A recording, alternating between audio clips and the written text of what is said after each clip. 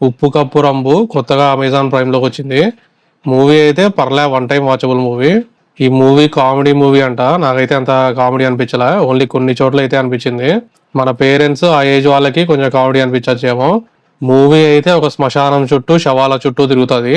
సుహాస్ ఏమో శ్మశానాలు పూడ్చేవాడిలాగా, ఇంకా కీర్తి సురేష్ ఏమో ఊరి పెద్దలాగా చేసినారు. సుహాస్ యాక్టింగ్ ఏమో నాకు నాని యాక్టింగ్ లాగా అనిపించింది. ఇంకా కీర్తి సురేష్ అయితే బాగానే చేసింది, కానీ ఒక సీన్ ఉంటది పంచాయతీలో ఊగిపోతా చేస్తుంది, అది మాత్రం క్రింజ్ అనిపించింది. మిగిలిన క్యారెక్టర్స్ కూడా జోవియల్ గా ట్రై చేశారు, కానీ పర్లే ఒక మాదిరిగా బాగానే చేసినారు. ఈ ముగ్గురు తాతలు ఉంటారు దాంట్లో, వాళ్ళది కొంచెం వాళ్ళని ఎందుకో చూడగానే నవ్వు వచ్చింది వాళ్ళని. లాస్ట్ లో మాత్రం ఈ క్యారెక్టర్ ని ఎర్రిపప్పని చేస్తారు, అది బాగుంది.